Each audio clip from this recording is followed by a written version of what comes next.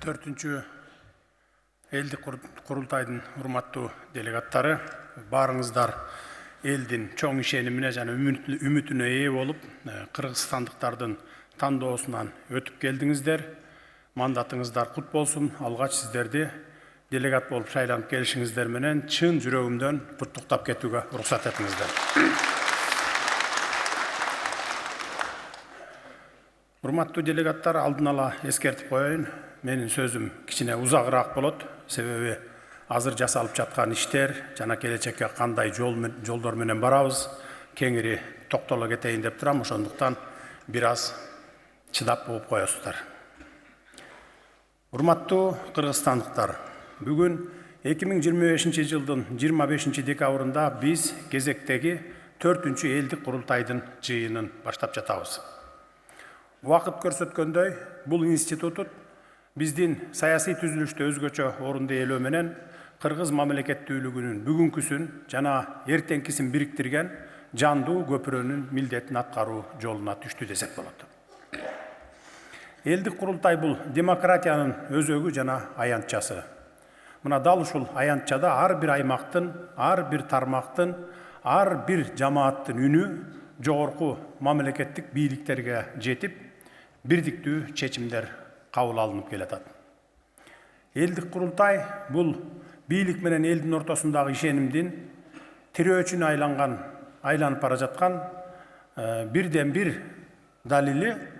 Мамлекеттик бийлик эл менен кеңешип, алардын талаптарына көңүл буруп, чечим чыгарууда. Элдик курултай, анын делегаттары жыл өткөн сайын тажрыйба топтоп, бышып жетилип, элибиздин нукура үнүнө айлана бермекчи.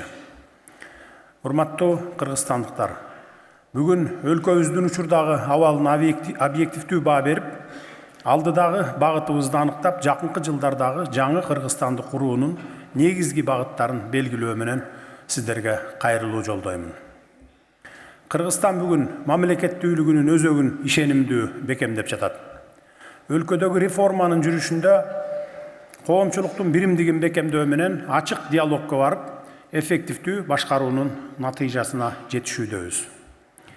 Ички ынтымак биримдикке жетүү менен улуттук коопсуздукту камсыздап, элдин жашоо сапатын жакшыртууга жана экономиканын туруктуу өсүшүнө шарт түзүүгө көңүл бура алдык. Акыркы 4 жылдыкта Кыргыз Республикасынын экономикасы мурда болуп көрбөгөндөй ылдам темп менен өсүүдө. Албетте бул негизги тармактарды комплекстүү өнүктүрүүнүн жана мамлекеттик башкаруунун натыйжалуулугун арттыруунун жемиши болду. Соңку 3 жылда ички дүң продукциябыз орточо өсүү темпи 9,8%ды түздү. Быйыл да экономикалык активдүүлүк жогору бойдон сакталды. 2025 жылдын 11 айында ички дүң продукциябыздын реалдуу өсүшү 10,2%га жетип, эң жогорку көрсөткүчкө көтөрүлдү. Эл аралык валюталык фонддун маалыматына ылайык, 2024 жылы Кыргызстан ички дүң продукциянын реалдуу өсүү темпи боюнча дүйнөдөгү алдыңкы 3 өлкөнүн катарына кирдик. Бул биздин экономикалык саясатыбыздын натыйжалуулугун, улуттук стратегиянын туура экендигинин жана элибиздин тынымсыз эмгегинин айкын далили. Эгерде 2020 жылы консолидацияланган бюджеттин көлөмү 247,7 миллиард сом болсо, быйылкы көрсөткүч боюнча 1 триллион 93 миллиард сомдун чегине жетти. Кыска тарыхый учур үчүн бул дээрлик 4 эселеген өсүш. Мындай динамикалык өсүш өлкөнүн каржылык негизинин бекемделип жатканын жана жүргүзүлгөн реформалардын тууралыгын көрсөтүүдө. Дүйнөдөгү белгилүү жана алдыңкы рейтингтик агенттиктер тарабынан 2025 жылы Кыргызстандын суверендүү кредиттик рейтинги B+ деңгээлине көтөрүлдү. Бул мамлекетибиздин эл аралык аброюн жана инвестициялык жагымдуулугун жогорулатууга болгон чоң кадам болду. Бардык көрсөткүчтөр Кыргызстан экономикасынын туруктуу жана сапаттуу өсүү траекториясына өткөнүн билдирүүдө. Бүгүн бизде бекем каржылык база, ырааттуу динамика жана келечекке ишеним бар. Эми баарыбыздын жалпы милдетибиз ушул темпти жоготпоо, жетишкен натыйжаларды бекемдөө жана экономикалык өсүштүн жемишин ар бир жаран сезе тургандай учурга жеткирүү менен келечекке бекем пайдубал түзүү болуш керек. 2021 жылы 2026 жылга чейин Кыргыз Республикасынын өнүктүрүүнүн улуттук программасы жөнүндө жарлыкка кол койгом. Ал программага ылайык мамлекет алдына койгон максаттарды так аткарды. Ал тургай айрым көрсөткүчтөр боюнча пландан ашык иштер жасалды. Алсак 2024 жылы калктын жан башына карата ички дүң продукциянын көлөмү 2513 акш долларына жетти. 2024 жылы жумушсуздук 3,7%га чейин төмөндөдү. 2023 жылга салыштырмалуу 24 жылы калктын жакырчылык деңгээли 4,1% пунктка азайды.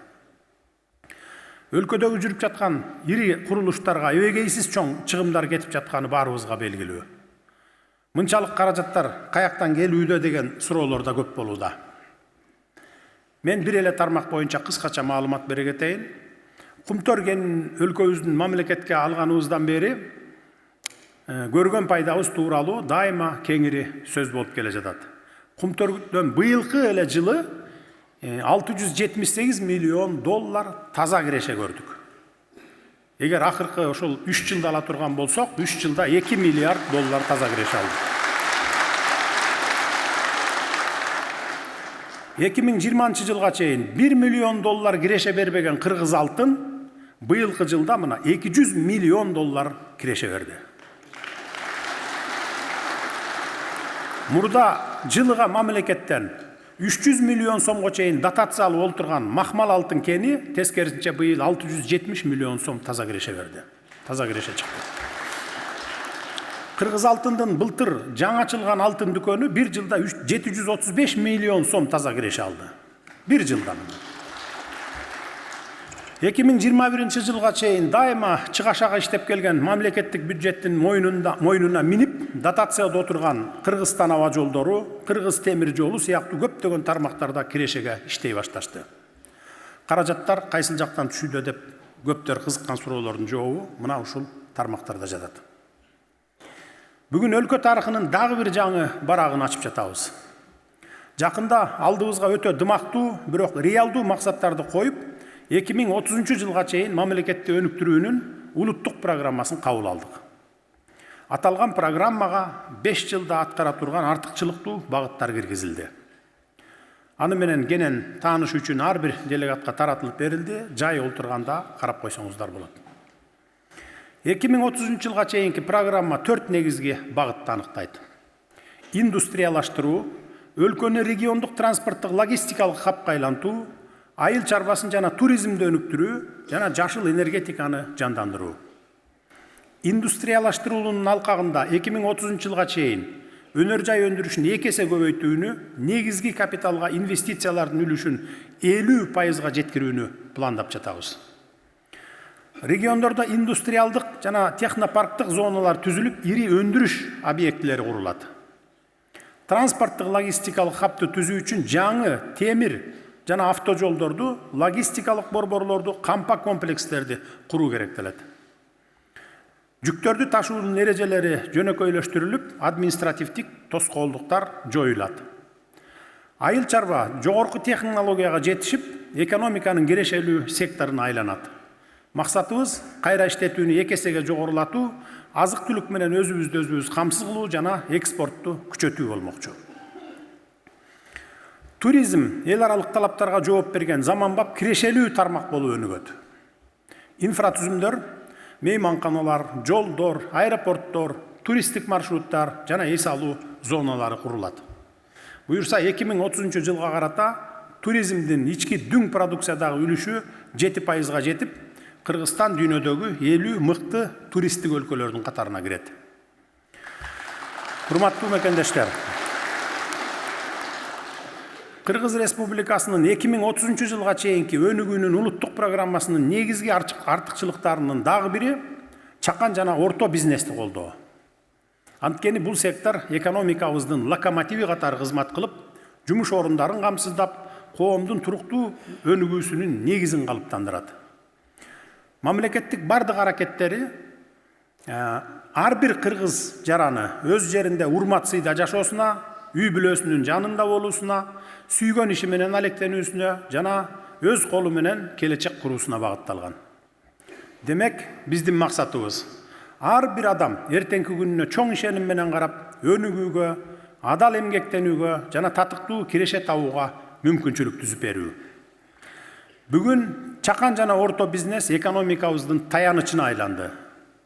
2025 жылдын 9 айынын жыйынтыгы боюнча бул сектор олуттуу өсүштү көрсөттү.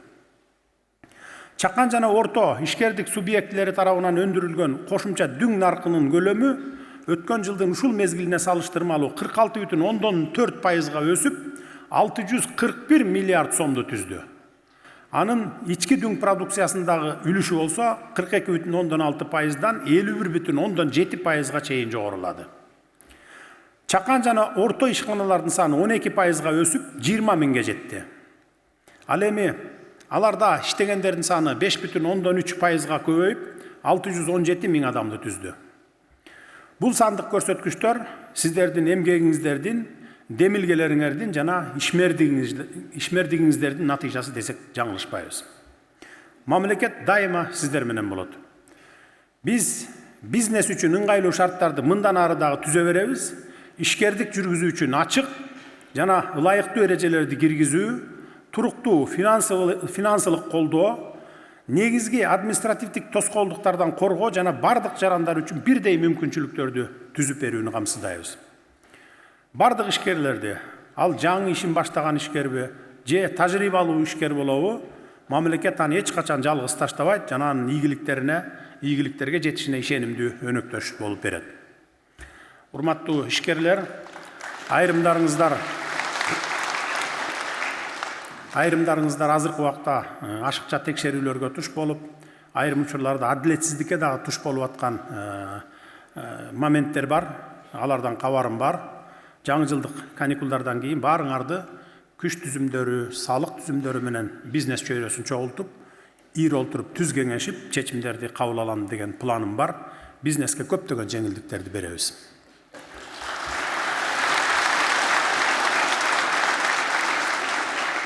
Урматтуу кыргызстандыктар, биз бүгүн маанилүү тенденцияны көрүп турабыз. Негизги капиталга инвестициялар өсүүдө. Бул жаңы ишканалардын ачылышы, өнөр жайдын өнүгүшү, заманбап объектилердин курулушу жана миңдеген жумуш орундардын түзүлүшү дегенди билдирет. Барган сайын көп жарандарыбыз өндүрүшкө, кайра иштетүүгө, фермердик чарбаларга жана инновацияларга каражат салууда. Демек, бул мамлекетке болгон бекем ишеништин далили. Бүгүн Кыргызстан эл аралык бизнес үчүн барган сайын жагымдуу өлкөгө айланып баратат. Чет элдик инвестициялардын өсүшү, ири компаниялардын кызыгуусу, ресурстарга, инфратүзүмдөргө жана реформаларыбызга көңүл бурушу биздин туура жолдо бара жаткандыгыбыздын көрсөткүчү. Инвесторлор өздөрүн мамлекет тарабынан ишенимдүү коргоодо тургандыгын сезиш үчүн бардык чараларды көрөбүз. Инвестициялык процедураларды жөнөкөйлөтүп жатабыз. Макулдашууларды кыскарттык, бюрократиялык тоскоолдуктарды алып салдык, санариптик кызматтарды киргиздик. Бүгүнкү Кыргызстан иштөөгө, өндүрүүгө жана экспорттоого ыңгайлуу өлкө болуп калды десек болот. Бизге чет элдик инвесторлордун катышуусун күчөтүү, жеке капиталдын өнөр жайга, кайра иштетүүгө, энергетика долбоорлоруна, санарип технологияларга, айыл чарбасына жана логистикага агылышын кеңейтүүбүз зарыл дагы. Инвестициялар ар бир региондун, ар бир сектордун кыймылдаткыч күчүнө айланышы керек. Биз Кыргызстанды Борбор Азиядагы эң жагымдуу инвестициялык чөлкөмдөрдүн бирине айландыруу үчүн ачык өнөктөштүк саясатын улантабыз. Жеке жана чет элдик капитал коопсуздукта сакталган жана реалдуу мүмкүнчүлүктөрү бар өлкөнү курабыз. Кымбаттуу кыргызстандыктар, улуттук коопсуздук жана укуктук тартип менен камсыздоо бул мамлекеттин, коомдун жана ар бир үй бүлөнүн келечеги үчүн көрүлгөн камкордук. Бүгүн Кыргызстан сөз жүзүндө эмес, иш аркылуу күчтүү мамлекетке айланарын далилдеп жатабыз. Коррупцияга, уюшкан кылмыштуулукка жана өлкөнү ичинен кемирип жеп келген бардык терс көрүнүштөргө каршы чечкиндүү жана туруктуу күрөш жүрүп жатат. Буга баарыңыздар күбөсүздөр. Коррупция бул мамлекеттик башкаруу институтун бузган, элдин ишенимин кыйраткан, экономиканы артка тарткан мите. Биздин максат бул илдетти түп тамыры менен жоюу. Башталган туруктуу масштабтуу антикоррупциялык реформаларды бул күрөш толук жыйынтыкка жеткенге чейин тынымсыз уланта беребиз. Ал эрежелер айдан ачык: уурдасаң камаласың, мамлекеттин элдин байлыгын талаптоносоң, ичип жесең камаласың, пара берсең да, пара алсаң да камаласың. Мыйзам баарына бирдей болуш керек. Уюшкан кылмыштуулукка каршы күрөш бул белгилүү бир кылмыш топторду жок кылуу менен эле чектелбейт. Биз ондогон жылдар бою криминалдык кесепеттерди күчөтүп, багып келген жашыруун механизмдерди талкалоо менен алардын башын эле эмес, тамырын да кыйып жатабыз. Туруктуу күрөштүн аркасында улуттук коопсуздук органдары, прокуратура, ички иштер органдары соттолгон кылмышкерлер менен коррупционерлерден жүздөгөн миллиард сомдорду бюджетке кайтарышты. Бул албетте мурда коррупционерлер менен криминалдардын чөнтөгүнө түшүп келген элдин акчасы, мамлекеттин рызкысы болчу. Биз мамлекеттүүлүктү бекемдеп жатабыз. Биз тазалануу жолундабыз, бул жолдон артка кайтпайбыз. Мыйзам таза, чынчыл адамдарга калкан, кылмышкерлерге кылыч болгон жаңы Кыргызстанды куруп жатабыз. Мамлекеттик бийлик канчалык күчтүү болсо, эл ошончолук эркин жана мамлекетине ишенимдүү болот. Урматтуу кыргызстандыктар, коррупция жана уюшкан кылмыштуулук менен катар эле биздин өлкө үчүн эң оор жана кыйратуучу көйгөйлөрдүн бири бул мыйзамсыз менчиктештирүүлөр болгон. Эгемендиктин алгачкы жылдары айрым ачкөз адамдар өздөрүнүн гана пайдасын ойлоп, элге тиешелүү көптөгөн мамлекеттик мүлктөрдү мыйзамсыз түрдө менчиктештирип алышкан. Мыйзамсыз менчиктештирилип кеткен заводдор, фабрикалар, ишканалар, жер участоктары, имараттар жана стратегиялык объектилер мунун баары мамлекетти эбегейсиз чоң зыянга учуратып, байгысы келгендин бекер олжосуна айланган. Натыйжада өлкө өзүнүн активтерин гана эмес, өнүгүү мүмкүнчүлүктөрүнөн, иш орундарынан жана билим берүү, саламаттыкты сактоо сыяктуу тармактарга багыттала турган миллиарддаган кирешелерден кол жууган. Бүгүн ошол мүлктөрдү мамлекетке кайтарып, адилеттүүлүктү калыбына келтирүүдөбүз.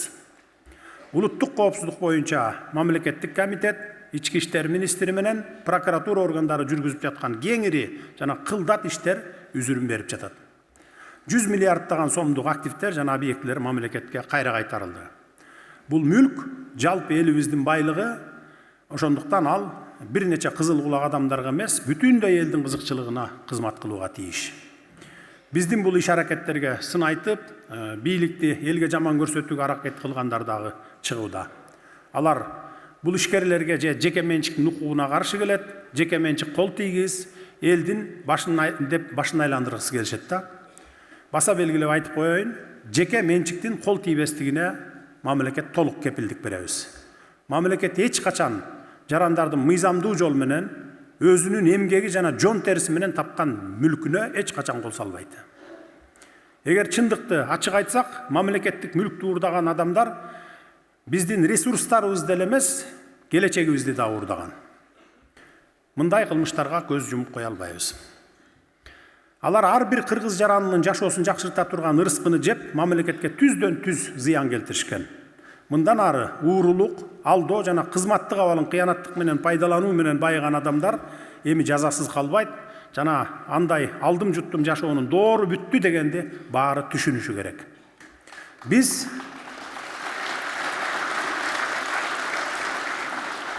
уурдаганды эле кайтарып тим болбостон, элдин мамлекетке болгон ишенимин кайтарып жатабыз. Бул ар бир жарандын кызыкчылыгы үчүн жүргүзүлүп жаткан принципиалдуу күрөш. Мыйзам жөнөкөй катардагы жарандан тартып, эң жогорку кызматтардагы адамдарга чейин бирдей иштеген укуктуу өлкөнү курабыз. Урматтуу кыргызстандыктар, Кыргызстан үчүн эң оор жана көп жылдык сыноолордун бири бул мамлекеттик чек аралардын так аныкталбай келиши эле. Чек арасы такталбаган өлкө юридикалык жактан толук калыптанбаган, өз мамлекеттүүлүгүн коргоодо алсыз өлкө болуп саналат. Мамлекеттик чек арабыздын өз учурунда толук такталбагандыгынан узак жылдар бою элдин тынчын алган татаал мезгилдерде атүгүл кандуу окуяларды башыбыздан кечирдик. Чек ара маселесинин толук чечилиши жөн гана жетишкендик эмес, бул өлкөнүн коопсуздугу жана толук көз карандысыздыгы үчүн кепилдик.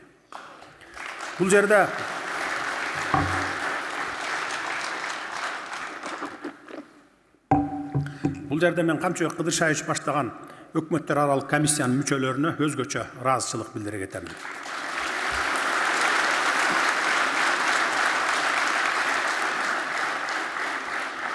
Чек ара маселесинин толук чечилиши менен биз жаңы тынычтык, ынтымак жана ишеним дооруна кадам таштадык.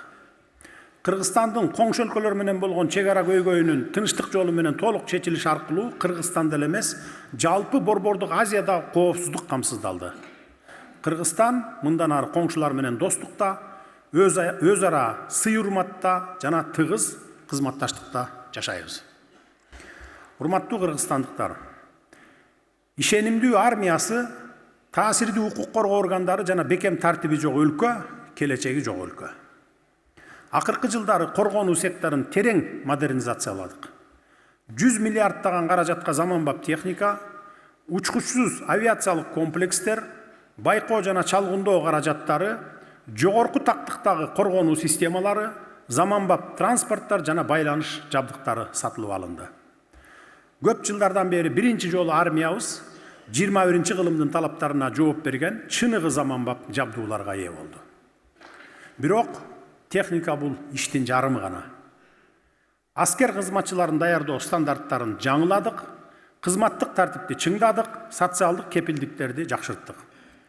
Бүгүн кыргыз аскери заманбап технологияны өздөштүргөн, антына бекем, өлкөнү бардык учурларда кандай гана учур болбосун, жагдай болбосун, коргоого даяр жана кесипкөй адистерден турат десек жаңылышпайбыз. Мындан ары дагы армияны реформалоону улантабыз, жаштарды аскердик мекенчилдикке тарбиялоо иштерин күчөтөбүз, өнөктөштөр менен кызматташтыкты кеңейте беребиз, өлкөнүн ички жана тышкы коркунучтарына туруштук берүүсүн чыңдайбыз. Урматтуу кыргызстандыктар, тартип мамлекеттин күзгүсү. Биз алдыбызга дымактуу максаттарды койдук. Дүйнө коомчулугу Кыргызстан дегенде тартипти, мыйзамдуулукту, адилеттүүлүктү түшүнүшү кажет. Укук коргоо органдары чынчылдык менен тартиптин үлгүсү болушу керек. Ички иштер министрлигинин кызматкерлери жеке кызыкчылык эмес, элге кызмат кылыш керек. Биз санариптештирүүнү, башкаруунун жаңы технологияларын, кесиптик жүрүм-турумду жана кесиптик квалификацияларды жогорулатуу иштерин улантабыз. Армия менен укук коргоо кызматкерлеринин аброюн көтөрүүгө артыкчылык берип жатабыз. Материалдык техникалык базаны бекемдеп, эми социалдык кепилдиктерди, турак жай, медицина, үй-бүлөлөргө колдоолорду күчөтүп атабыз. Коопсуздук кадрларын даярдоонун заманбап системасын түзөбүз. Жаңы окуу борборлору, эл аралык алмашуу программалары, кибер коопсуздук, заманбап коркунучтарга каршы туруу багыттары боюнча курстар ачылат. Коопсуз өлкө долбоорун ишке ашырып жатабыз. Интеллектуалдык камераларды бүт республика боюнча, шаарларда, айылдарда, трассаларда, коомдук жайларда орнотуп жатабыз. Бул кылмыштуулукту кескин азайтууга, кылмышкерлерди ыкчам табууга, жолдордогу тартипти капсыздоого жана адамдар өзүн коопсуз сезген жаңы чөйрөнү түзүүгө мүмкүндүк берет. Эгер адамдар өзүн күнүмдүк жашоодо коопсуз сезбесе, ал мамлекетке болгон ишенимин жоготот. Балдардын келечегине, өлкөнүн туруктуулугуна, бийликтин адилеттүүлүгүнө шек келтире баштайт. Кыргызстандын ар бир жараны коркпой жашоого укуктуу жана мамлекет бул укукту сөзсүз коргойбуз. Урматтуу мекендештер, бүгүн мамлекетибиздин эң маанилүү тирөөчтөрүнүн бири сот системасынын өнүгүүсүнө дагы токтоло кетейин. Анткени өлкөнүн туруктуулугу, реформалардын сапаты жана элдин мамлекетке болгон ишеними түздөн түз сот бийлигинен, анын ишмердүүлүгүнөн көз каранды. Сот системасы жөн гана бийликтин бир бутагы эмес, ал адилеттүүлүктүн, калыстыктын соңку инстанциясы, мамлекет менен коомдун ортосундагы ишенимдин өзөгү. Сот бийлигиндеги адилетсиздик мамлекеттин алсыз, коррупциялашкан, артта калган өлкө экендигинин айкын көрсөтөт. Эгер чындыкты ачык айтсак, элде соттордун ишине нааразычылыктар көп эле болуп келген, өтө эле көп болуп келген. Негизинен алганда сот мыйзамдын жоокери деп коебуз. Ал бир эле учурда катаал да, адилет да, калыс да, ошол эле учурда адамгерчиликтүү да болушу шарт. Сот болоттой муздак, бирок устаттардай даанышман болуш керек деп бекеринен айтылбаса керек. Биз сот системасын жаңылоо багытында да олуттуу иштерди жасадык. Соттордун айлыгын бир топ көтөрүп бердик.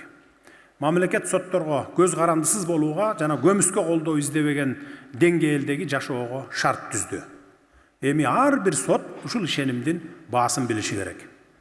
Мамлекет өз милдетин аткарып, кадамын жасады, демек сот корпусу эми элдин ишенимине татыктуу экенин далилдөө өңөргө тийиш.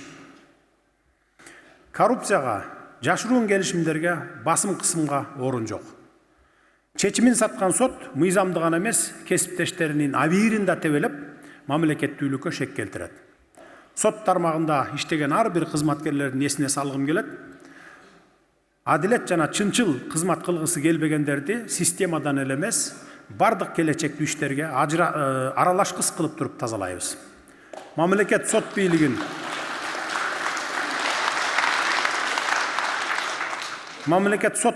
мындан ары да чыңдоого аракет жасайбыз. Алардын адистигин жогорулатууга, татыктуу жашоого шарт түзүүгө жана сотторду ар кандай таасирлерден коргоого алууну улантабыз. Ушуга байланыштуу бардык сотторго кайрылам. Ойлонуңуздар, ар бир чыгарган чечимиңиздер мыйзамдарга гана таянсын. Унутпаңыздар, эл баарын көрүп билип турат.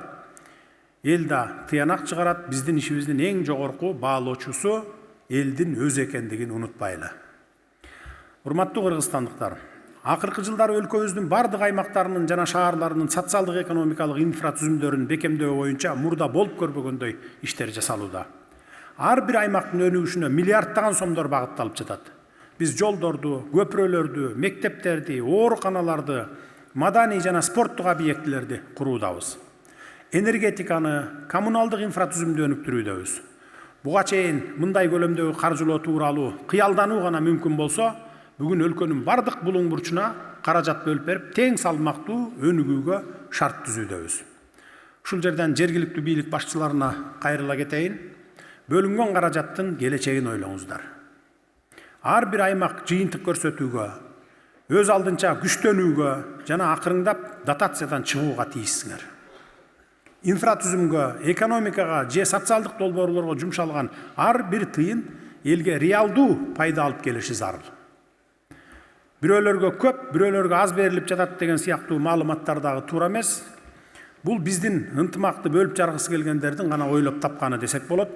Кыргызстан бирдиктүү, бөлүнгүс өлкө, бир аймактын ийгилиги бүтүндөй мамлекеттин ийгилиги.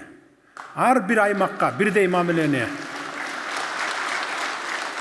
айкын мисалы катары эгемендик күнүнүн жыл сайын ар башка облустарда өткөрүү салтын келтирсем болот. 2026 жылы эгемендүүлүктүн 35 жылдыгы Талас облусунда белгиленгени турат. Бул өлкөнүн бардык аймактары бирдей баалуу экендигинин белгиси. Биздин максат акыйкат, биримдиктүү жана күчтүү мамлекетти куруу. Ар бир аймак, ар бир шаар тең укуктуу өнүгүү мүмкүнчүлүгүнө ээ болуш керек. Мамлекет каржылоону уланта беребиз, бирок ошону менен бирге эле натыйжа талап кылынат. Айрыкча ошо жергиликтүү бийлик өкүлдөрүнөн. Бөлүнгөн акчанын жарымын жеп койбоңуздар.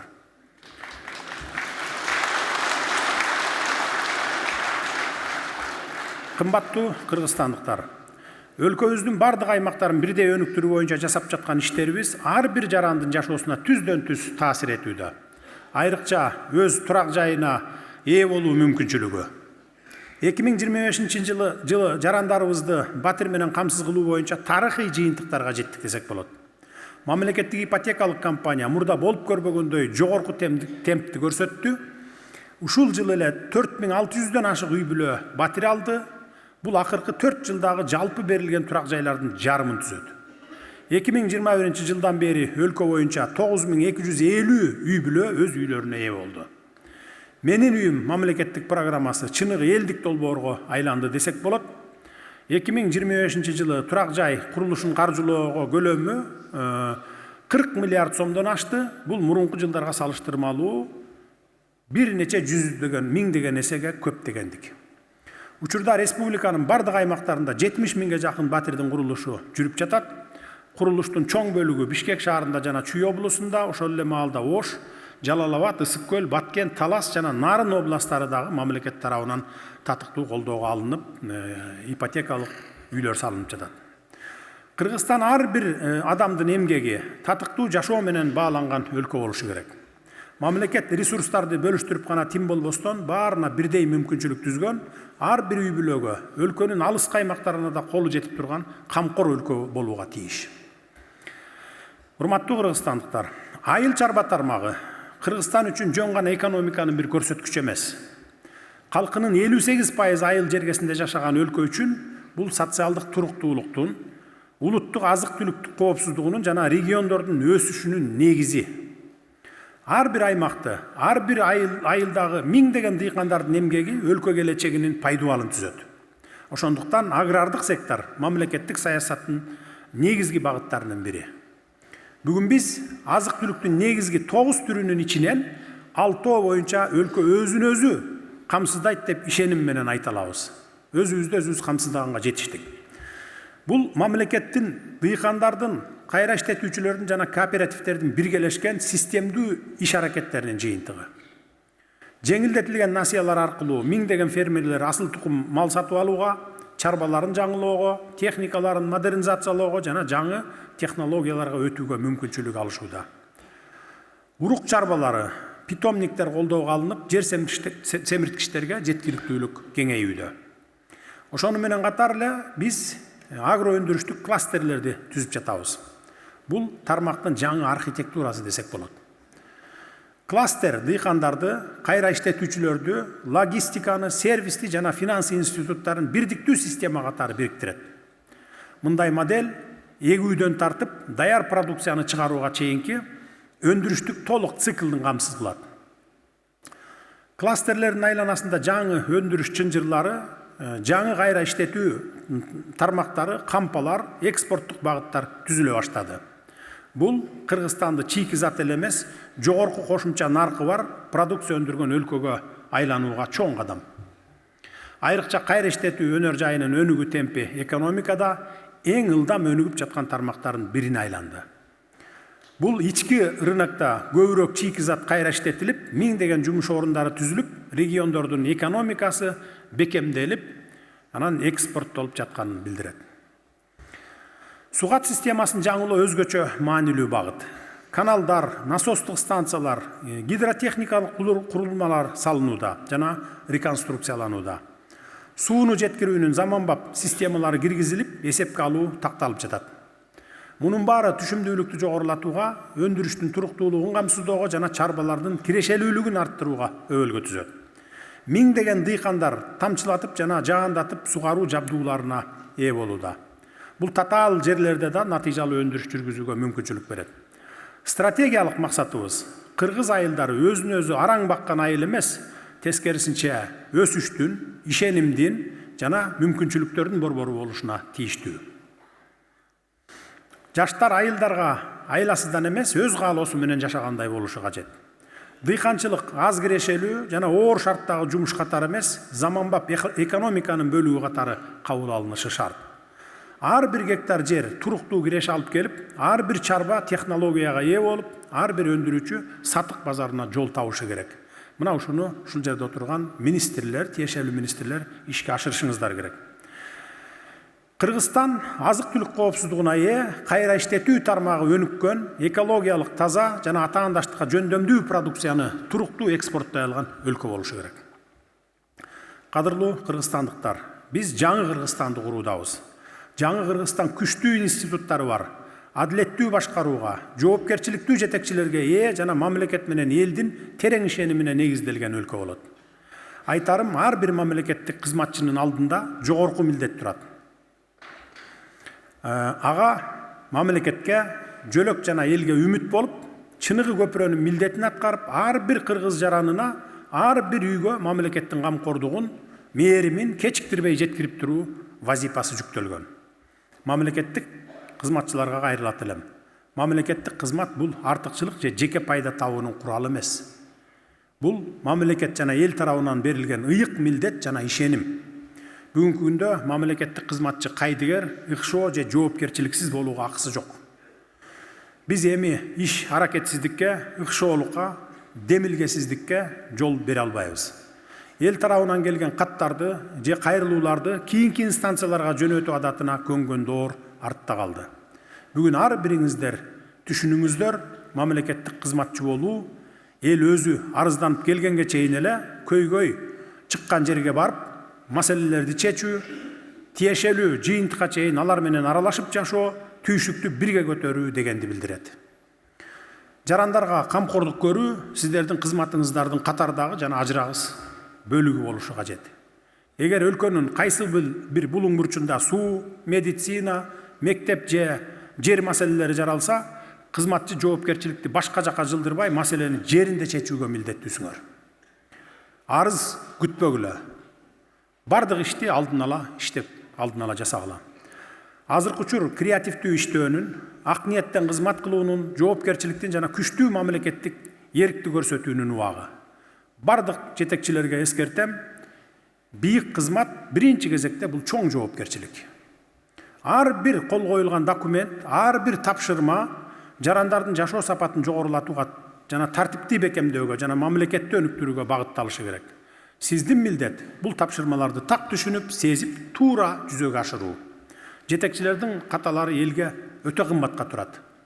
Ошондуктан мен ар бириңерден тартипти, терең ойлонууну, тактыкты, жет өлчөп биргесүүнү, толук жоопкерчиликти талап кыламын.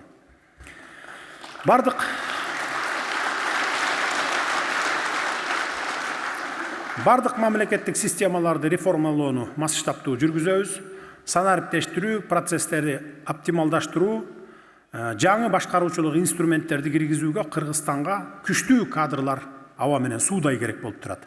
Ошондуктан мен таланттуу жаштарды, ийкемдүү башкаруучуларды, IT адистерин, аналитиктерди мамлекеттик кызматтарга келгиле деп чакырат элемин.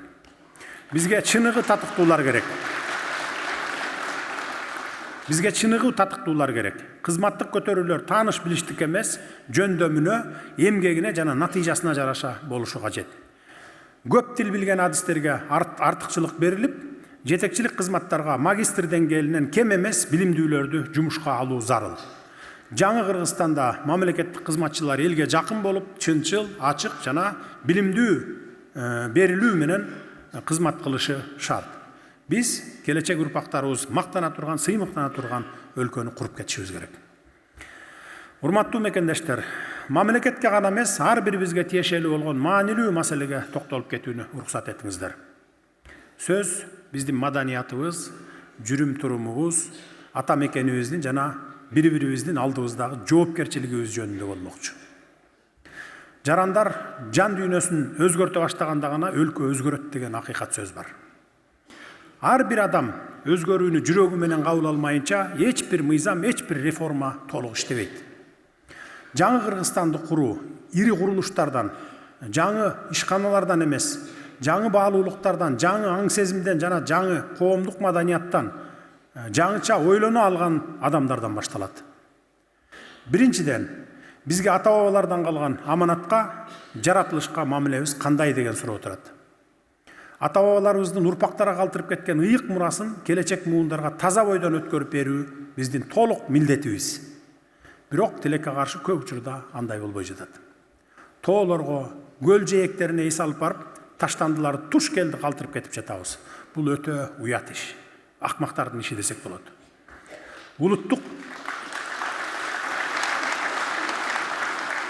Булуттук ишембиликтер аймактарды тазалаганы менен бирок аң сезимдерибиз тазаланбай жатат да. Тилекке каршы бул терс көрүнүш кайра-кайра кайталанууда. Тазалык тазалагандан эмес, таштанды таштабай турган жерден башталат деген жакшы сөз бар. Биз өзүбүздү таза жашоого тарбиялап, жеке жоопкерчилик маданиятына калыптандырышыбыз керек. Уникалдуу жаратылышыбызга, керемет эс алуу жайларыбызга, токой, суу, тоо таштарыбызга дегеле табияттын баарына сый-урмат менен мамиле кылууга тийишпиз. Табиятка болгон сүйүү, бул ата мекенге болгон сүйүүнүн бир бөлүгү экенин ар бир ата-эне балдарына түшүндүрүшү керек жана өздөрү үлгү болушу керек. Биз жараткан Кудай тарабынан берилген керемет жаратылышыбызды сактай жана коргой билели. Экинчиден, аялдар менен балдарды коргоо маселеси кызыл чекке жетип баратат. Тилекке каршы акыркы жылдары зордук зомбулук катталган учурлар көбөйүүдө. Муну айтуунун өзү да оор, бирок бул биздин коом үчүн кечиктирилгис жат көрүнүш.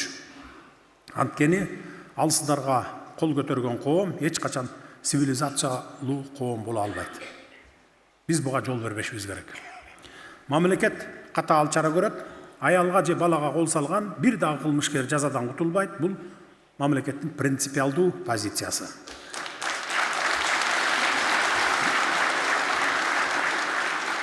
Өлкөнүн 2030 жылга чейинки улуттук өнүгүү программасында аялдарга жана балдарга карата зомбулукту жок кылууга артыкчылык багыттар берилген. Бирок мен дагы кесе айтам, коомдук маданиятты өзгөртүү зарыл. Эч бир салт, турмуш, шылтоо зомбулукту актабайт. Ар бир ата баласына аял затын урматтоону үйрөтүүгө тийиш, ар бир эне кызына ар намысын коргоону, кордоолорго каршы күрөшүүнү үйрөтүшү керек. Ошондо гана ар бир аял заты урмат сыйга ээ болгон, ар бир бала коргоого алынган мамлекетти кура алабыз. Үчүнчүдөн, мугалим менен дарыгерлерди урматтоо кубаттуу өлкөнүн өзөгү. Мугалим улуттун келечегин калыптандырса, дарыгер анын ден соолугун жана өмүрүн коргойт.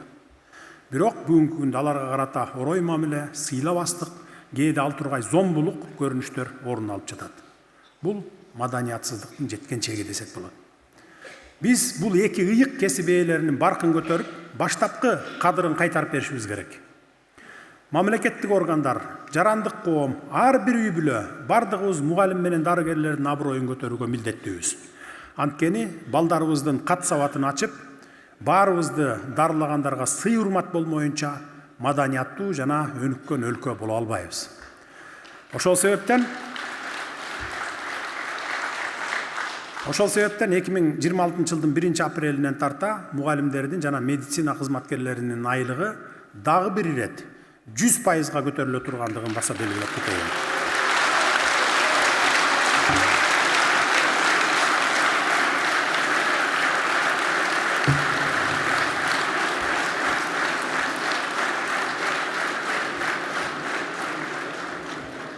Кече жакында министрлер кабинетинин башчысы Адылбек Алешевич 50%дан кем эмес көтөрөбүз деп жарыя кылды эле. Биз кеңешип, өкмөттүн кече күнү менин кабинетимде кеңешип, өкмөттүн чама чаркын кайрадан карап чыгып, эмгек акыга кошумча бир ставка 15.000 сом өлчөмүндө президенттик компенсациялык төлөм киргизүү менен эмгек акыларын орточо 100%га көтөрсөк болот экен. Ошентип көтөрөлү деп чечтик.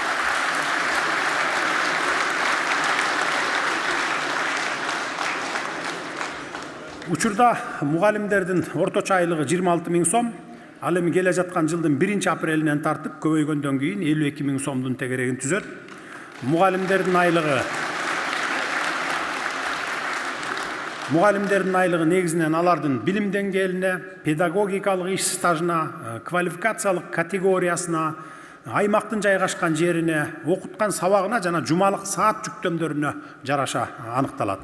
Шаар жергесиндеги орто билим берүү мектебине педагогикалык орто билими бар, бирок педагогикалык стажы жок жаңы келген мугалимдин эмгек акысы 2026 жылдын 1-апрелинен тарта 36.800 сомду түзүп, салыктык жана социалдык чегерүүлөрдөн кийин колуна таза 31.200 сомдун тегерегин алат. Жаңы келген мугалим, студент болуп бүтүп келген мугалим.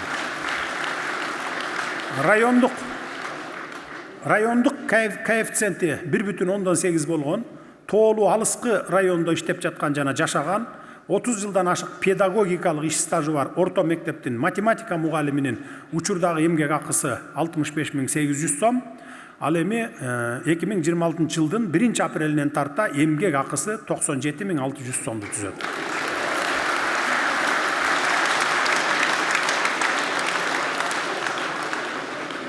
Учурда дарыгерлердин орточо айлыгы 31.500 сомду түзөт.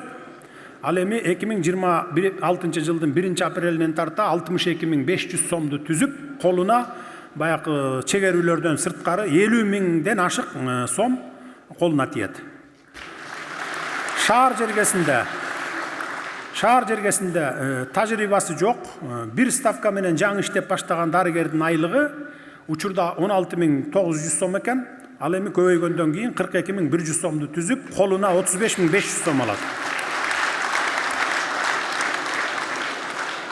алыскы тоолуу аймакта жогорку квалификациялык категориядагы жана 30 жылдык иш тажрыйбасы бар бир ставка менен эмгектенген дарыгердин айлыгы 91.700 сомду түзүп, колуна 75.700 сомдун тегерегин алат. Учурда артисттердин орточо айлыгы болжол менен 20.700 сомду түзөт экен. Ал эми 2026 жылдын 1-апрелинен тарта болжол менен 46.500 сомду түзүп, колуна болжол менен 39.000 сом айлык алышат. Машыктыруучулардын орточо эмгек акылары көбөйгөндөн кийин 58.900 сомду түзөт, салыктык жана социалдык чегерүүлөрдөн кийин 45.000 сом колуна алат. Ошондой эле техникалык жана тейлечү персоналдын 2026 жылдын 1-апрелинен тарта көбөйтүлүүчү эмгек акысына кошумча бир ставка 5.000 сом өлчөмүндө президенттик компенсациялык төлөм кароо менен орточо 80%га эмгек акылары алардыкы дагы көбөйтүлөрүн белгилейм.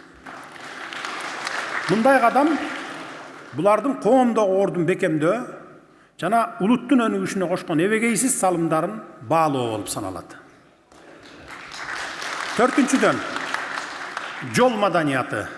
Биз жол кырсыктар аркылуу согуштагыдай эле жарандарыбызды жоготуп жатабыз. Ачуу чындыкты айтсам, өлкөбүздөгү жол кырсыктарынын саны мамлекеттик деңгээлдеги проблемага айланып кетти бизде. Анын себептери белгилүү, көптөгөн жылдар бою айдоочулук күбөлүктөр акчага сатылып келген, бүгүн ошол коррупциялык, тааныш билиштик каталардын кесепетин көрүп атабыз. Мындан ары мындай болбойт. Келерки жылдан тарта айдоочуларды окутуунун жаңы стандарттары киргизилет, автомектептердин ишине көзөмөл күчөтүлөт, экзамендер так, катаал жана ачык болуп, күбөлүк берүү процесси толугу менен санариптик тартипке өтөт. Рульга эрежени билген, адам өмүрүнө урмат сый менен караган, жоопкерчилигин түшүнгөн жаран гана отурушу керек. Адамдын өмүрү мамлекеттин эң жогорку баалуулугу. Биз аны бардык күчүбүз менен сактайбыз. Бешинчиден, алдамчылык менен күрөшүү. Бүгүнкү күндө алдамчылык эң кеңири тараган жана коом үчүн өтө коркунучтуу кылмыштардын бири болуп калды. Финансылык, мүлүктүк, санариптик, турмуштук алдамчылыктар кадимки көрүнүшкө айланып кетти. Анын айынан адамдар акчасын, мүлкүн, кээде өмүр бою топтогон байлыгын жоготуп коюп жатышат. Мага ушундай арыздар аябай көп келип атат. Алдамчылык үй бүлөлөрдү бузат, мамлекетке болгон ишенимди солгундатат, коомду ууландырат десек болот. Бул жөн гана мыйзам бузуу эмес, бул адамга, анын коопсуздугуна жана бактысына каршы кылмыш. Мамлекет мындайга жол бербегенге толук мүмкүнчүлүгүбүздү колдонобуз, аракет жасайбыз. Контролду күчөтүү, укук коргоо органдарынын ишин бекемдөө жана алдамчылыктын бардык түрлөрүнө катуу укуктук чараларды көрүңүздөр, күч органдары. Мамлекеттик бийлик жарандардын, алардын ишенимине кирип же оор абалдарын пайдаланып, алдап, киреше тапкан кылмышкерлерден коргоого биз элдин баарын коргоого милдеттүүбүз. Мен жарандарыбызды этият болууга, шектүү сунуштарга алданбоого, жеке маалыматтардын жана каржысын бекем сактоого чакырат элем. Алтынчыдан, этностор аралык сый-урматты күчөтүү жана толеранттуулук. Кыргыз эли илгертен бери меймандостугу менен атагы чыккан эл, конок келсе кут келер деген сөз бекеринен айтылган эмес. Бул ата-бабаларыбыздан калган мурас жана бүгүнкү күндө да өз баалуулугун жоготпогон улуттук касиет. Биз көп этностуу өлкөбүз, Кыргызстан дайыма ынтымактын, ички сый-урматтын күчү менен бекем болуп келген. Бирок акыркы кезде коомдо негизсиз коркуу, башкаларды басмырлаган пикирлер пайда болуп жатканы кабатырлантат. Айрымдар ата мекенди коргоо деген шылтоо аркылуу кыргыз жарандары менен чет элдиктердин ортосунда кастыкты козутуп жиберип жатышат. Өзгөчө биздин өлкөгө иштөөгө же бир ири долбоорлорду ишке ашырууга келгендерге асылышып, жада калса аларга басып алуу, таасирди күчөтүү, коркунуч жаратуу деген негизсиз күнөөлөрдү тагууга аракеттер болууда. Мындай мамиле таптакыр туура эмес. Биздин өлкөгө келген инвесторлор булар убактылуу гана. Иштеп келгендер да убактылуу гана. Алар өмүр бою бул жерде калып калбайт. Жумуш бүтөт, кетет. Мына буга чейинки мисалдарды келтирейин. Түндүк түштүк альтернативдүү жолун курду, датка кеминди курду. Бишкектен баштап Торгартка чейин, анан Көлгө чейин курду. Бүт барын куруп бүткөндөн кийин алар калып калдыбы? Бирөө калган жок да. Виза менен келет, рабочий виза менен иштеп бүтөт, кетет. Мына азыркы бүгүнкү жүргөндөр да ошондой болот. Чоң-чоң долбоорлорду иштейт, бүтүрөт, кетет. Алар өмүр бою калып калбайт. Калып калгандарды биз бир күндө тазаласак болот. Биз Россия же Америка эмеспиз, бир учунан экинчи кыйырына чейин көз жетпегидей өлкө болгондой. Айыл өкмөттөн баштап, участковойлордон баштап бардыгын ушу министрликке чейин мен өзүм кошо киришсем, мисалы бардыгыбыз бир күндө тазалап коебуз. Эгерде визасы өтүп кетип жүрсө, же болбосо визасыз кирип алган болсо, биз кенедейин өлкөбүз бат эле бир күндө тазалап койсок болот.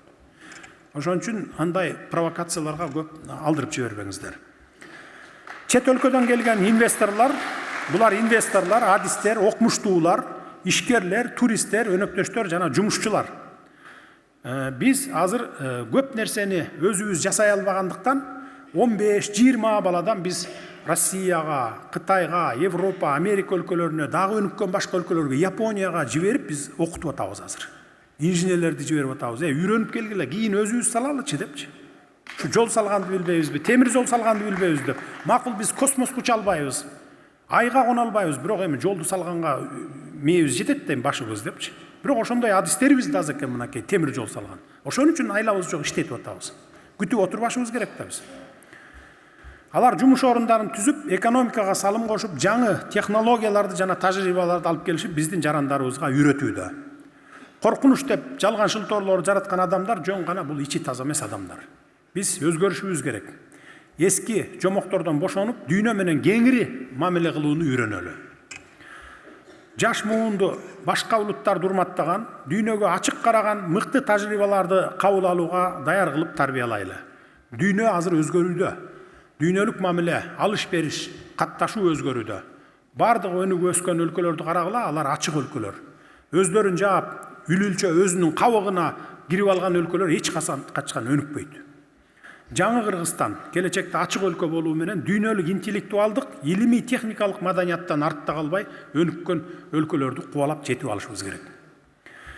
Кымбаттуу калайык калк, быйылкы жылдын башында кабыл алынган дин тутуу эркиндиги жана диний бирикмелер жөнүндө мыйзамдын максаты коомдогу диний көз караштан улам бөлүнүп жарылуунун, жамаатташуунун алдын алуу жана диний чөйрөдө бирдиктүү борборлоштурулган институтту бекемдөө болуп саналат. Мындан башка диний билим берүүдө дагы маселелер көп. Мисалы, өлкөдө 200дөн ашуун диний окуу жайлары бар болсо, анын көбүнүн сапаттары өтө төмөн, бирдиктүү стандарттарга жооп бербейт жана салттуу диний баалуулуктар бардыгында бирдей окутулбайт. Ошондуктан диний окуу жайларды борборлоштуруу, бардыгына бирдей бирдиктүү стандартты иштеп чыгуу, кадрлардын квалификациясын жогорулатуу жана салттуу исламдын сапаттуу өнүгүүсүн камсыздоо бул мамлекеттин артыкчылыктуу багыттарынын бири болот. Кадырман кыргыз элим, үй бүлө кыргыз коомунун байыркы, бекем жана ыйык тирегинин бири болуп келген жана болуп кала берет. Чыныгы бекем үй бүлө таза ниеттен жана чоң жоопкерчиликтен жаралат. Дал ошол үй бүлөдө сүйүүнүн, урматтоонун, эмгекчилдиктин жана биримдиктин алгачкы сабактарын алат. Анткени үй бүлө улуттун мүнөзүн жана мамлекеттин күчүн калыптандырат. Бирок биз бүгүн коомубуздун түпкү негизги үй бүлө институтуна коркунуч келтирип, тынчсыздандырган тенденцияга туш болуудабыз. Өткөн 2024 жылды карап көрсөк, Кыргызстанда 45.321 нике катталып, ошол эле кезде 13.397 үй бүлө ажырашыптыр. 2023 жылга салыштырмалуу ажырашуулардын саны 5,8%га көбөйүптүр мындан дагы. Эгер бул көрсөткүчтөрдү жөнөкөй турмуштук пропорцияга салсак, анда ар бир 3-чү нике ажырашуу менен аяктоодо экен да. Ажырашуулардын көбөйүшү биз үчүн өтө чоң коңгуроо. Эгер биз бүгүн үй бүлөнү бекемдөөгө көңүл бурбасак, эртең социалдык, экономикалык жана демографиялык оор кесепеттерге дуушар болобуз. Ошондуктан үй бүлө институтун бекемдөө мамлекеттик саясаттын негизги багыттарынын бири болушу керек. Нике бул чоң жоопкерчилик өзү. Бул бири-бирин түшүнө билүү, кечире билүү жана сөзгө бекем туруу. Бул кубанычта да, кыйынчылыкта да бирге болууну чечкен эки адамдын ыйык биригүүсү. Ооба ар бир ажырашуунун өзүнүн чындыгы бар. Экономикалык кыйынчылыктар, колдоонун жоктугу, психологиялык басым, чыр чатактар, турмуштук көйгөйлөр жана башка ушул сыяктуу дегендей. Мамлекет мунун себептерин табууга, изилдөөгө жана туура чечим кабыл алып, чара көрүүгө милдеттүү. Мен азыр тапшырмаларды берип атам, бул багытта катуу иштешибиз керек. Албетте болгон аракеттерди жасап жатабыз. Бул маселеден улам биз дагы бир маанилүү теманы, калктын көбөйүү көрсөткүчүндө айта кетүүгө милдеттүүмүн. Өлкөнүн туруктуу өнүгүшү калктын саны жана түзүлүшү менен тыгыз байланышта. Эгер эл өспөсө, ал картаят. Ел картайса, жашоо энергиясын, экономикалык динамикасын жана мамлекет коргонуу жөндөмүн жоготот. Ошондуктан мамлекет көп балалуу үй бүлөлөргө артыкча тоолуу жана катаал аймактарда жайгашкан үй бүлөлөргө олуттуу колдоо көрсөтүү боюнча чечимдерди кабыл алганбыз. 26-жылдын 1-январынан тарта тоолуу аймактарга жашаган көп балалуу энелер төмөн көлчөмдөрдө төлөмдөрдү алышат. Жардамдарды алышат. Ар бир 4-чү төрөлгөн балага 100 000 сом, 5-чи балага 600 000 сом, 7-чи балага 1 миллион сом, 8-чи балага 1 миллион 200 000 сом, 9-чу балага 1 миллион 500 000 сом, 10 жана андан кийинки балдарга 2 миллион сомдон жардамдар көрсөтүлөт.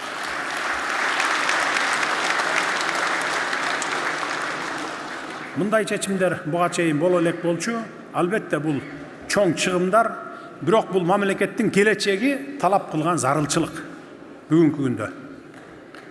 Биз муну үй бүлөлөр өзүн ишенимде сезип, колдоого ээ болушу жана мамлекет дайыма жанында экенин билиш үчүн жасайбыз жана ишке ашырабыз. Анан бул жерде башка дагы көп баягы бишкектиктер же башка шаарда жашагандар түшүнүп албасын. Биз тоолуу аймактарда 1800 метрден жогору жашаган аймактарды айтып атабыз. Ардактуу эл журт. Ардактуу эл журт, 2030-жылга чейин өнүгүүнүн улуттук программасында көрсөтүлгөн бийик максаттарга жетүүдө ден соолугу чың, активдүү жана эмгекке жөндөмдүү Кыргыз Республикасынын жараны керек. Ал эми жашоо сапаты ден соолуктан башталарын жакшы билесиздер. Алдыңкы жылдары медициналык инфратүзүмдү түп тамырынан бери жаңылоо күтүлүүдө. Аларга жаңы поликлиникалар, фаптар жана ооруканаларды куруу, саламаттыкты сактоо мекемелерин заманбап жабдуулар менен камсыз кылуу, дарыгерлерди жана медайымдарды санариптик инструменттер менен камсыз кылуу боюнча программаларды кеңейтүү, саламаттыкты сактоонун толук кандуу электрондук тутумун түзүү кирет. Бишкек шаарында 5000ден ашуун орунга эсептелген заманбап медициналык жаңы шаарча кура баштайбыз жакын арада. Бул өлкө тарыхындагы эң ири долбоор боло тургандыгын өзгөчө белгилеп кетким келет. Мындан тышкары Кудай буйрса республика боюнча кеминде 25 жаңы оорукана жана поликлиникалар салынат. Ош, Талас жана Манас шаарларында заманбап перинаталдык борборлор ачылат. 1000ден ашуун айылдык амбулатория жана 27 алгачкы медико-санитардык практикалык борборлор жаңы медициналык жабдуулар менен камсыздалат. Бирок инфратүзүм өзгөрүүлөрдүн бир гана тарабы биз ден соолукту сактоо маданиятын калыптандырууга багыт алабыз. Анда профилактика негизги эрежелерге айланат. Дартты эрте аныктоо, эмдөө, жугуштуу ооруларга каршы күрөш, эне жана баланы коргоо боюнча программаларды дагы күчөтөбүз деп пландадык.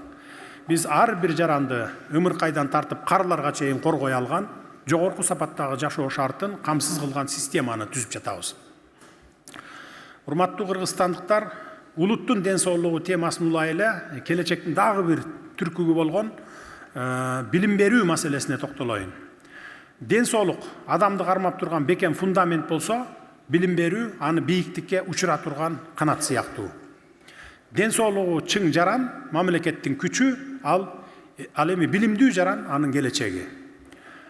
Чыгыш данышмандары 1 жылды ойлосоң үйрөнек, 10 жылды ойлосоң дарак отургуз, кылымды ойлосоң адам тарбияла деп бекер айткан эмес да. Билим берүү мамлекетти куруунун эң маанилүү негиздеринин бири жана адамдык капиталды өнүктүрүүнүн негизги элементи. Биз жаштарыбызга дүйнөлүк өнүгүүнүн артынан ээрчибестен, андан ашып кетүүгө мүмкүнчүлүк бере турган билим беришибиз керек. 12 жылдык билим берүүгө өтүү реформасы менен катар эле билим берүү инфратүзүмүн жана материалдык техникалык базаны ар тараптуу модернизациялоону мындан ары да улантабыз.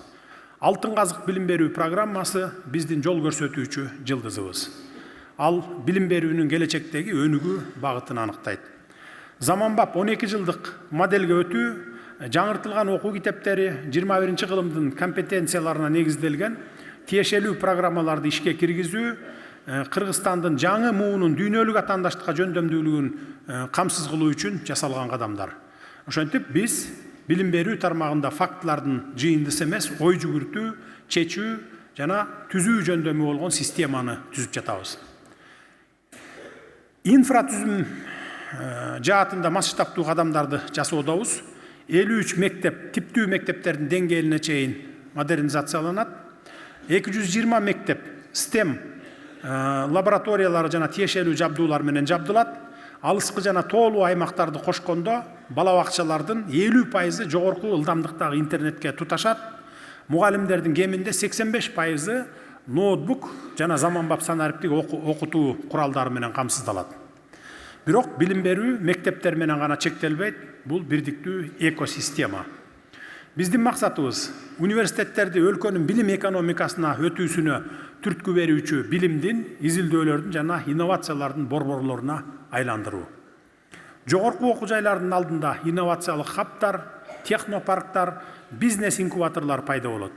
Анда жаштар стартаптарды түзүп, иштеп чыгууларды патенттеп, технологияларды киргизип, идеяларды коммерциялаштыра алышат. Натыйжада кечээки кыялдагы ойлор эртең конкреттүү түрдө ишке ашуусу керек. Биз жогорку квалификациялуу адистерди жана жумушчу кесиптерди даярдоого өзгөчө көңүл буруп жатабыз. Бул жерде ачык айтуу керек, Кыргызстан жумушчу күчүнүн жетишсиздиги, эмгек өндүрүмдүүлүгүнүн төмөндүгү жана билим берүү системасы менен экономиканын реалдуу керектөөлөрүнүн ортосундагы олуттуу ажырымга туш болдук. Ошондуктан дуалдык билим берүүнү өнүктүрүү биз үчүн каалоо же эксперимент эмес, бул мезгилдин эмгек рыногунун мамлекеттин стратегиялык кызыкчылыктарынан улам келип чыккан объективдүү зарылчылык. Биз бул тармакты системалуу түрдө жана кечиктирбестен бекемдешибиз керек. Дуалдык модель жаштардын билимди чыныгы эмгек менен айкалыштырууга, кесиптик чеберчиликке ээ болууга, тартипти чыңдоого, жоопкерчиликти күчөтүүгө мүмкүндүк берген билим берүү формасы. Жаштар практикалык натыйжаны көрүп, окуу учурунда эле жумушка орношу мүмкүнчүлүгүнө ээ болууга жана келечекке ишенимдүү бара тургандай билим алууну каалашат. Дуалдык билим берүү аларга дал ушул мүмкүнчүлүктү берет. Студент убактысынын бир бөлүгүнү өндүрүштө, сервисте, инженердик компанияда, курулуш объектилеринде же IT долбоорлорунда өткөргөндө, ал кесип жөнүндө теориялык түшүнүк эмес, чыныгы профессионалдык чеберчиликти да өздөштүрө алат. Иш берүүчү кадрларды даярдоо багытында чогуу катышкан убакта экономикага керектүү адистерди ошол жерден мына түзүп алып чыгып турсак болот. Билим аркылуу акыл эсти жана инсанды калыптандыруу жөнүндө сөз кылгандан кийин спорттун күчүн баалабай коюу дагы мүмкүн эмес. Билим менен спорт бири-бирине шайкеш келип, билим акылды калыптандырса, спорт эрк жана күч берет. Экөө гармониялуу болуп, күчтүү жана өзүнө ишенген улутту түзүп, ар бир жаран өз потенциалын толук ачууга мүмкүндүк алат. Учурда Кыргызстан спортту өнүктүрүүгө чечкиндүү кадамдарды таштоодобуз. Буга барыңыздар эле күбө болуп келатасыздар.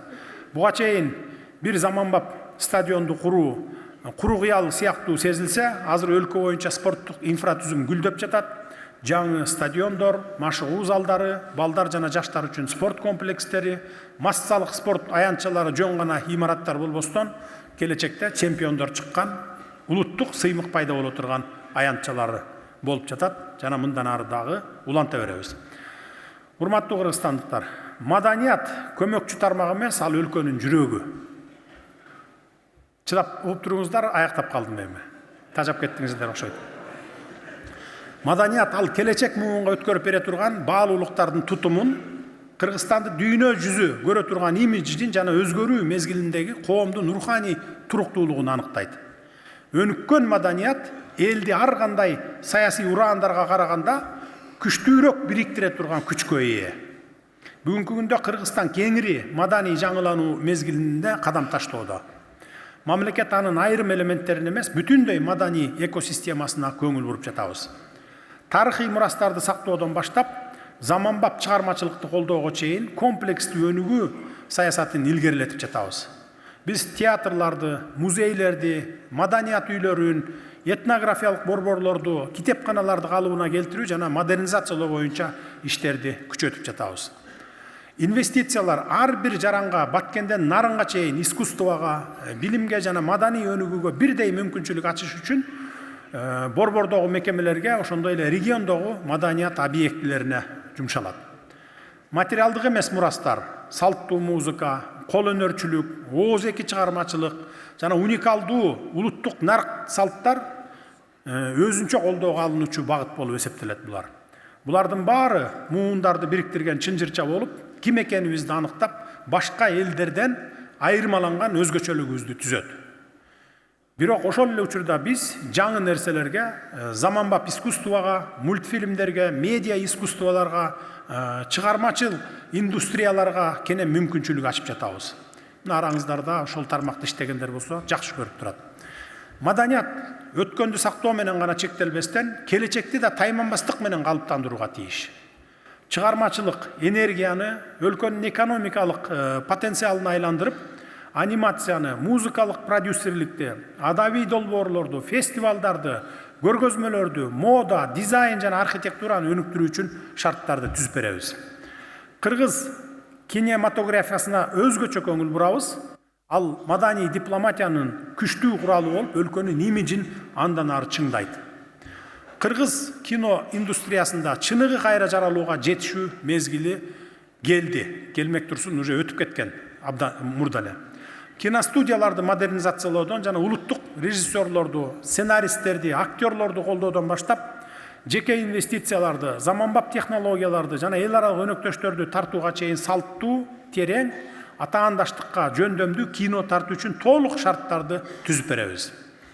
Биздин тасмалар дүйнөлүк фестивалдарда кайрадан жаңырып, Кыргыз элинин тарыхы чоң экрандарда көргөзүлүп, өлкөбүздүн сыймыгына жана маданий булагына айланыш үчүн атамекендик кинематографияга жаңы дем беребиз. Кино менен катар улуттук искусствонун чоң катмары да өнүгүп жатат. Жаңы театр чыгармалары, заманбап живопись, документалистика, улуттук фольклор, оркестрдик аткаруу, жаштардын маданий демилгелери. Биздин максатыбыз кино искусствосы кайрадан дүйнөлүк сахналарда жана фестивалдарда татыктуу орунга ээ болууга тийиш. Биздин негизги чыгармачыл байлыгыбыз бул жаштар, өзгөчө көңүл бурууга татыктуу. Бүгүнкү күндө жаштар музыка, театр, кино, адабият, фотография, санариптик искусство, видео өндүрүш, блог жүргүзүү жаатында өз ойлорун билдирүүгө мүмкүнчүлүктөрдү издеп жүрүшөт. Биз аларды түзүп беришибиз керек. Мамлекет алардын идеяларын, демилгелерин, чыгармачыл лабораторияларын, студияларын, сынактарын жана эл аралык программаларын колдоого алабыз. Биздин максат ар бир талантты өстүрүүгө шарт түзүү, аларды ресурстардын же инфраструктуранын жетишсиздигинен улам аксатып албоону камсыздап беришибиз керек. Ошондой эле эл аралык маданий кызматташтыкты да бекемдейбиз. Кыргызстан цивилизациялардын дүйнөлүк диалогунун активдүү катышуусу катары глобалдык аянтчыларда өз маданиятын көрсөтүп, чет элдик артисттерди кабыл алып, биргелешкен долбоорлорду уюштуруп, өлкө чегинен тышкары биздин улуттук өзгөчөлүгүбүздү даңазалоосу зарыл. Урматтуу кыргызстандыктар, мамлекет жол тармагын өнүктүрүүгө өзгөчө көңүл буруп жатат. Жол өлкөнүн чыныгы кан тамыры, ал аркылуу Кыргызстандын экономикалык энергиясы айланып турат. Бүгүнкү күндө республика боюнча масштабтуу курулуш иштери жүргүзүлүп жатат. Жүздөгөн жана миңдеген чакырым жолдор оңдолуп, реконструкцияланып, асфальтталып, пайдаланууга берилүүдө. Бул иштин көлөмү эгемендүүлүк тарыхында болуп көргөндөй тездик менен өсүүдө. Авто, унаа, инфратүзүмү менен катар Кыргызстандын геосаясий ролу тууралуу түшүнүктөрдү өзгөрткөн долбоорлорду ишке ашыруудабыз. Учурда Кытай, Кыргызстан, Өзбекстан темир жолу курулууда масштабтуу жүргүзүлүүдө курулуу иштери. Бул жөн гана темир жол линиясы эмес. Бул Евразия экономикалык картасын өзгөртүүгө жөндөмдүү артерия десек болот. Кыргызстан жакында дүйнөлүк логистикалык жана транспорттук тармактын негизги оюнчусуна айланат. Биздин өлкө аркылуу чыгыш Азиядан Европага чейин эң кыска маршрут аркылуу транзиттик жол өтө баштайт. Бул мегадолбоор зор мүмкүнчүлүктөрдү түзөт, транзиттик кирешелердин өсүшү, экспорттук потенциалды өнүктүрүү, логистикалык хабтардын жана индустриалдык зоналардын пайда болушу, инвестициялардын келиши, коштоочу тармактарды өнүктүрүү, курулуш, металлургия, курулуш материалдарды өндүрүшү, тоо кен өнөр жайы, мамлекеттик сервистер, мына ушулардын бардыгы тездик менен ишке ашат. Кыргызстандын экономикасы үчүн стратегиялык жана узак мөөнөттүү мааниге ээ болгон балыкчы, кочкор, кара кече, макмал жаңы темир жолдун куруусу өлкөнүн транспорттук системасын өркүндөтүүдөгү маанилүү кадам болуп саналат. Бул темир жол линиясы ири өнөр жай борборлоруна жол ачкан, өндүрүш аймактарын байланыштырган жана өлкөнүн борбордук аймактарынын жаңы экономикалык конфигурациясын түзгөн инфраструктуралык коридор болот. Жолдун курулушу бир нече негизги маселелерди чечет. Ири көмүр жана өнөр жай аймактарына түз темир жол жеткиликтүүлүгүн камсыз кылат. Автоунаа маршруттарына альтернатива түзүлүп, жолдогу жүктү жана ташуу чыгымын азайтат. Ири өндүрүштүк жана тоо кен ишканалары үчүн логистиканы уюштурууга мүмкүндүк берет. Келечектеги өнөр жай зонасы жана кайра иштетүү кубаттуулугу үчүн транспорттук негиз түзөт. Биз жолдорду, магистралдарды жана темир жолдорду гана өнүктүрбөстөн Кыргызстандын жаңы авиациясын дагы түзүп жатабыз. Бүгүнкү күндө биздин өлкө чоң тарыхый секирик жасап жатат. Жаңыланган мамлекеттин символдорунун бири боло турган заманбап, коопсуз жана жогорку технологиядагы авиация тутуму түзүлдү. Авиация жөн гана транспорт эмес, өлкөнүн деми, ылдамдыгы жана дүйнөгө артыкчылыгы катары кызмат кылат. Ал аркылуу региондор, континенттер байланышат. Акыркы мезгилде биз авиация инфратүзүмүн өнүктүрүүгө болуп көрбөгөндөй каражатты, миллиарддаган сомдорду, өздүк ресурстарды жумшадык. Демек биз авиацияны өз күчүбүз менен, өз өркүбүз менен өнүктүрөбүз. Ички аймактык жана эл аралык каттамдар үчүн жаңы учактарды сатып алып, жаңы аэропортторду куруудабыз. Кыргызстан 20 жылдан бери чыга албай келе жаткан Европа бирдиктин кара тизмесинен чыгуунун чечүүчү этабына келдик. Кудай буйурса, ушу май айларына чейин барып чыгып калабыз. Мындан ары биз алдыга ишенимдүү карайбыз. Кудай буйурса, Кыргызстан үчүн Европанын асманы ачылат. Бул туризм,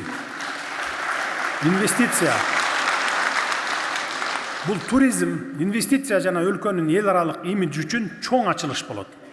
Кыргызстан миллиондогон туристтерди жана мүмкүнчүлүктөрдүн кеңири рыногун күтүп турган бирдиктүү авиация мейкиндигине кошулат. Урматтуу кыргызстандыктар, энергетика Кыргызстандагы туруктуулуктун, улуттук коопсуздугун жана экономикалык өнүгүүнүн стратегиялык негизи болуп саналат. Ар бир шаарды, районду, айылды электр энергиясы менен ишенимдүү камсыздоо ишканалардын иштешине, жарандардын жашоо сапатына жана туруктуу экономикалык өсүш потенциалына түздөн түз таасирин тийгизет. 50-60, 70 жылдары курулган бардык гидроэлектростанциялар, анын ичинде Токтогул КЭСи оңдолгон эмес, жана 50 жылдан ашык тынымсыз иштеп келген. Биз бийликке келгенде алардын абалы өтө оор болчу. 4 жылдын ичинде масштабтуу модернизациялар жүргүзүлдү. Токтогул КЭСинде 4 агрегаты жаңыланды. Кубаттуулугу 240 мегаваттка өстү. 28 жаңы чакан КЭСтер курулду. Жалпы кубаттуулугу 400 мегаваттан ашты. Бул кадамдар жасалбаганда өлкө электр энергиясын бүгүнкүдөн дагы 10 эсе катуу чектөөлөргө туш болмокпуз. 100га жакын жаңы КЭСтерди куруу, иштеп жаткан станцияларды модернизациялоо, күн жана шамал энергия булактарын киргизүү энергетикалык көз карандысыздыктын бекем пайдубалын түзөт. Кара кечеде 1200 мегаваттык ТЭЦти Камбарата бир долбоорун куруу улантылууда. 1860 мегаватт кубаттуулуктагы Камбарата бир КЭСинин курулушу Кыргызстандын тарыхындагы эң ири энергетикалык долбоор болуп саналат. Бул станция ишке кирсе, биздин өлкө электр энергиясын толук кандуу экспорттоочу өлкөгө айланат. Ал өзүнүн ички керектөөсүн гана камсыз кылбастан, коңшу мамлекеттердин энергетикалык туруктуулугун дагы колдойт. Бул долбоор улуттук күчтүн, экономикалык көз карандысыздыктын жана Кыргызстандын стратегиялык келечегинин символу болуп калат. Мурдатан бери мамлекет электр энергиясын коңшу өлкөлөрдөн кымбат баада сатып алып, калкка бир топ арзан сатчу. Айырма ондогон жылдар бою топтолуп, улуттук энергетика системасына миллиарддаган доллар карыздарды жараткан. Бул карыздар учурунда кыскартылып, келе жаткан жылы энергетика тармагы карызсыз иштеп, андан ары өнүгүү үчүн киреше алып иштөөгө жетишет.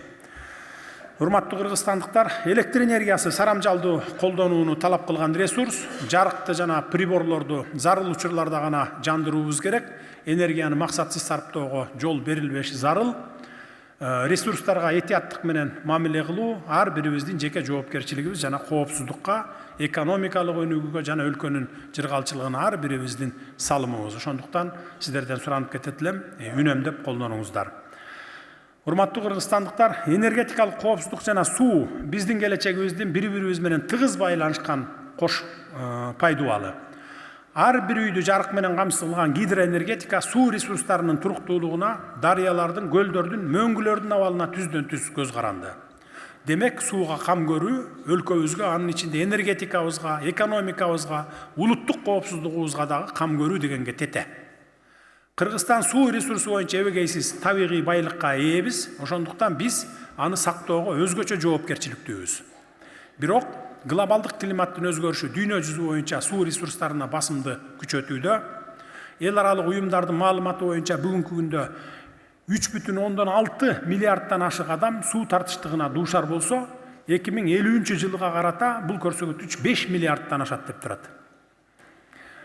Абанын табы тезирээк көтөрүлүп, жаан-чачын азайып, кургакчылык жана экстремалдык аба ырайынын көрүнүштөрү тез-тез кайталанып баратат.